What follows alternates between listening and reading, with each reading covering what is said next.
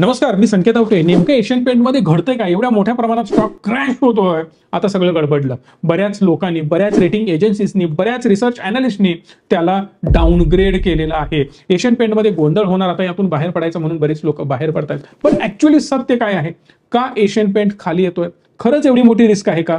खरंच स्टॉकमध्ये काही गोंधळ झालाय का? फ्रॉड झालाय, स्कॅम झालाय? नेमकं काय झालंय की पेंट इंडस्ट्रीमधून एशियन पेंट संपणार आहे? अशा सगळ्या भावना, असे सगळे सेंटिमेंट मार्केटमध्ये पाहायला मिळत आहेत. सध्याच्या डायरेक्ट मी तुम्हाला लेवल्स दाखवतोय. समवेअर अराउंड 3600 रुपयाचा स्टॉक आज ट्रेड करतोय 2800 रुपयाच्या दरम्यान. एवढा मोठा फॉल का आला याच्याबद्दल डिटेल थोडंसं एक्सप्लेनेशन मी तुम्हाला करतोय.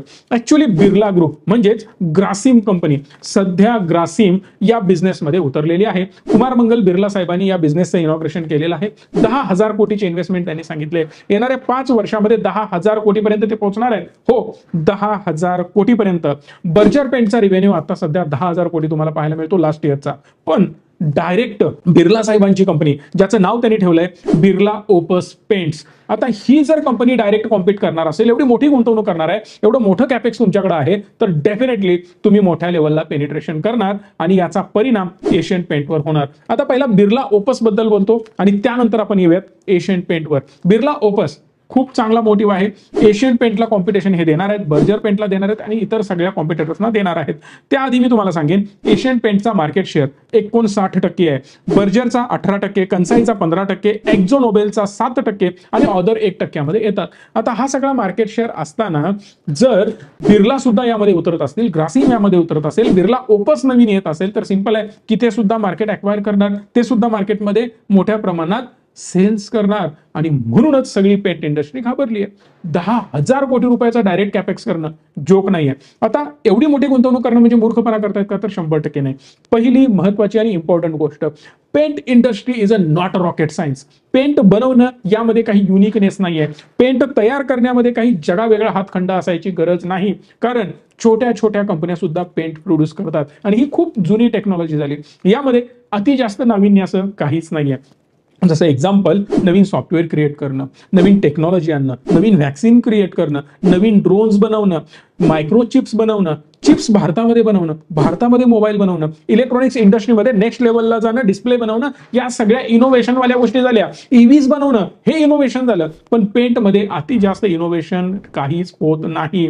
नो डाऊट त्याच्या पेंट इंडस्ट्रीमध्ये काही नवीन शेड्सवर कामं होतात, नवीन थोडेसे कंटेंट्स त्यातले बदलले जातात, त्याच्या पॅकिंगवर काम केलं जातं, पॅकिंगमध्ये इनोव्हेशन असतं, या सगळ्या गोष्टी आहेत. But paint is not a big innovative product जो नवीन काहीतरी त्यामध्ये करावं लागतं. म्हणून बिर्ला साहेबांनी डायरेक्ट मोठी इन्व्हेस्टमेंट करण्याचा निर्णय घेतला, जेणेकरून पुढे जाऊन मोठ्या प्रमाणात त्यांना स्ट्रगल बिलकुल करावं लागणार नाही. आणि म्हणूनच तुम्हाला मी क्लिअरली सांगतोय की आता सध्या जर तुम्ही बघितलं तर या इंडस्ट्रीमध्ये एशियन पेंट बाप आहे.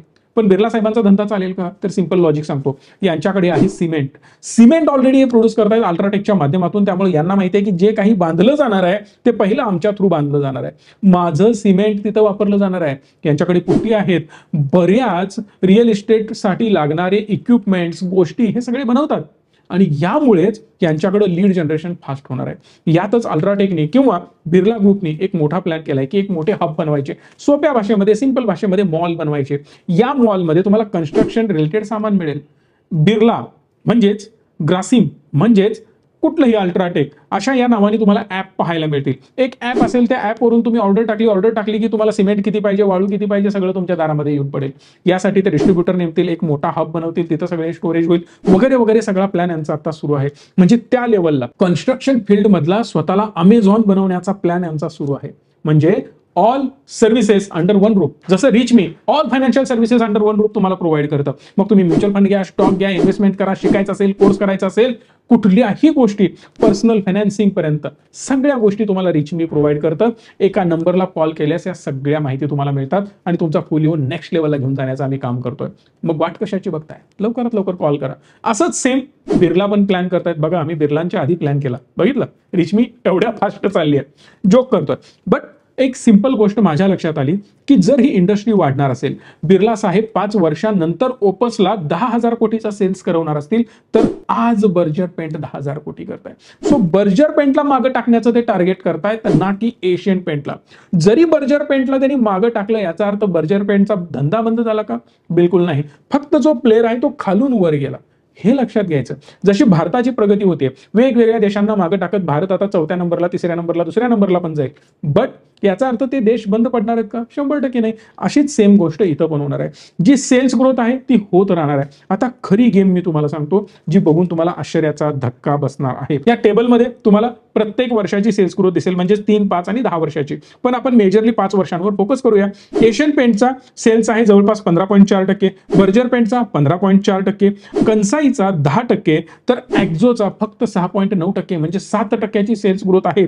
या दोनही कंसाई आणि ॲक्झो खूप लोअर लेवलला सेल्स ग्रोथ दाखवतायत. पण एशियन पेंट आणि बर्जर पेंट गेल्या 3 वर्षांची sales growth almost 19-20% sales growth आहे, विच इज रिअली ह्यूज आणि ग्रेट ग्रो करतायत ते.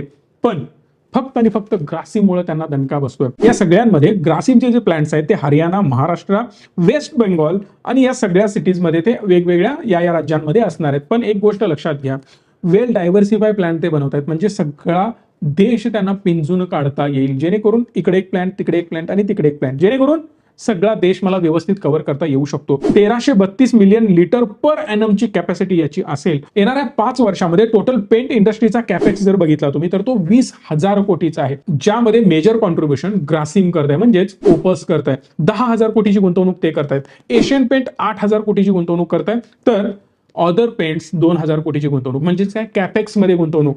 जर 10,000 बर्जर करताय तर एशियन 8,000 करताय, हे विसरू नका. ऑलरेडी एक्सपान्शनचा प्लॅन त्यांचा झालेला आहे आणि ते कन्सिस्टंटली करतायत. अति जास्त कन्फ्युज न होता एशियन पेंट सुद्धा बिर्ला एवढीच गुंतवणूक कॅपेक्स मध्ये करतायत, म्हणजे अजून तेवढंच एक्सपान्शन ते सुद्धा करणार आहेत. तुम्ही एवढे आलात तर आम्ही येत आहोत ऑलरेडी, आम्ही अजून तेवढंच पुढे जाऊ. हे सिंपल लॉजिक एशियन पेंटचं आहे, हे लक्षात घ्या. एशियन पेंटच्या अजून एक प्लॅन सुरू आहे. 2.65 लाख मिलियन टन पर एनम मॅन्युफॅक्चरिंग कॅपॅसिटीचं व्हाईट सिमेंट हे लोक बनवणार आहेत. म्हणजे या इंडस्ट्रीमध्ये सुद्धा मोठ्या प्रमाणात पेनिट्रेशन एशियन पेंट करताय आणि फॉरेन मध्ये सुद्धा करताय. त्याच्या आकडे सुद्धा मी तुम्हाला पुढे सांगतोय. पेंट कॅपॅसिटी त्यांची पर एनम बघितली तर 1751 मिलियन लिटर टन पर एनम आहे. खूप मोठी आहे बिर्लांपेक्षा, म्हणजेच मोठ्या लेवलला प्रोडक्शन चालू आहे. ती कॅपॅसिटी ते पुढे अजून वाढवणार आहेत, जी की 2636 मिलियन लिटर पर एनम करणार आहेत. म्हणजे ऑलमोस्ट जे आता सध्या बिर्ला करतायत त्याच्या डबल पेक्षाही जास्त एवढ्या मोठ्या लेवलला एशियन पेंट काम करताय आणि त्यांना टच करणं एवढं सोपं नाही. कंपनीला जर तुम्ही बघितलं तर ही खूप जास्त वेल डायव्हर्सिफाईड आहे. फ्री कॅश फ्लो प्रचंड आहे. स्क्रीनवर तुम्ही बघू शकता, तुम्हाला क्लिअरली कळेल. चार्ट जरी तुम्हाला डाऊन ट्रेंड मध्ये दिसत असला तरी सुद्धा याचा पीई रेशो फक्त 50 पाहायला मिळतो, जो की इंडस्ट्री पीई 34च्या आसपास आहे. आता तुम्ही म्हणाल फक्त 50 का म्हणताय, तर सिंपल लॉजिक लक्षात घ्या. याचा पीई हायर साईडला 120 ला जाऊन पोहोचला होता 2021 मध्ये. अगेन तो डाऊन झाला कोविडमध्ये. 2020 मधला जर कोविड तुम्ही बघितला मे महिन्यामध्ये, मार्च महिन्यामध्ये, जुलै महिन्यामध्ये, तर तुम्हाला कळेल मार्च मध्ये सुद्धा याचा पीई रेशो 63-64च्या दरम्यान होता, जो आज आहे फक्त 50. म्हणजे गेल्या 5 वर्षाच्या लो मध्ये आपल्याला याचा पीई रेशो पाहायला मिळतोय. म्हणजे एशियन पेंटचं व्हॅल्युएशन लोकांच्या नजरेमध्ये जास्त वाटतंय आणि म्हणून यामध्ये सेल ऑफ येतोय. फक्त माझ्या मताप्रमाणे एक गोष्ट लक्षात घ्या, एवढी कंपनी खराब आहे का, तर 100% नाही. कॅश फ्लो खतरनाक आहे, कंपनीचे फंडामेंटल जबरदस्त आहेत, ग्रोथ एक नंबर आहे. आता याचे आकडे जर मी तुम्हाला सांगायचे झाले तर तुम्हाला अक्षरशः चक्कर येईल हे आकडे बघून, आणि हे रिसर्च कोणीही मार्केटमध्ये करत नाही. बर्जरची जर ग्रोथ बघितली 15%ची 5 वर्षाची, तर तुम्हाला कळेल येणाऱ्या 5 वर्षामध्ये यांचा सेल्स होईल पर इयर 21,000 कोटीचा. जर एशियन पेंटची 15%नच ग्रोथ होत राहिली, लास्ट 3 वर्षाची ग्रोथ 19%ची आहे, पण मी फक्त 15% पकडतोय कारण गेल्या 5 वर्षाची सेल्स ग्रोथ 15%ची आहे. तर एशियन पेंटचा आकडा डायरेक्ट होईल 69,000 कोटी रुपये. जर तुम्ही कंसाईला पकडाल 7,500 कोटीचा धंदा मागच्या वर्षीचा होता, जो 10%नी जरी ग्रो झाला तरी तो होईल 12,000 कोटी रुपये. ॲक्झो 3,800 कोटीवरून जाईल 5,300 कोटीवर 7%च्या ग्रोथ प्रमाणे, कारण ॲक्झोची ग्रोथ जास्त झालेली नाहीये मागच्या 5 वर्षांमध्ये. मग मी तीच ग्रोथ पुढे पण पकडतोय, कारण जेव्हा मोठे प्लेयर येतात ते छोट्या माशांना खाण्याचा प्रयत्न करतात. मोठे मासे मोठ्या माशांना खाऊ शकत नाहीत, हे पिक्चर क्लिअर डोक्यामध्ये ठेवा. जर समजा या सगळ्यांची टोटल केली, ॲक्झो, कंसाय, त्याचबरोबर एशियन पेंट आणि बर्जर पेंट, या सगळ्यांची टोटल होते 90,000 कोटीची. आणि यातच जर तुम्ही ग्रासिमला 10,000 कोटी ऍड केले तर टोटल होतात 1,00,000 कोटी. म्हणजेच 1,00,000 कोटीचा सेल्स भविष्यात 5 वर्षामध्ये दिसतोय. हा पेंट इंडस्ट्रीचा रिसर्च आहे. म्हणजे काय, एक्झॅक्ट आकडा मॅच होतोय जर हीच सेल्स ग्रोथ मेंटेन ठेवली तर. यामध्ये क्लिअरली ग्रासिमनं कोणालाही धोका पोहोचवलेला नाही. यामध्ये सेल्स ग्रोथ सगळ्यांची मेंटेन राहिली, ग्रासिम सुद्धा त्यामध्ये ऍड झाला. आणि या सगळ्यात एक पिक्चर क्लिअर आहे की जशी जशी भारताची ग्रोथ होते कन्स्ट्रक्शन भयंकर वाढत आहे आणि इन्फ्रास्ट्रक्चर तुफान ग्रो होत आहे. जर इन्फ्रास्ट्रक्चरची ग्रोथ फास्ट होते तर पेंट इंडस्ट्रीमध्ये सुद्धा जी पोकळी निर्माण होणार आहे त्यामध्ये प्लेयर अजून लागणार आहेत आणि तो ग्रासिम ती पोकळी भरून काढतोय.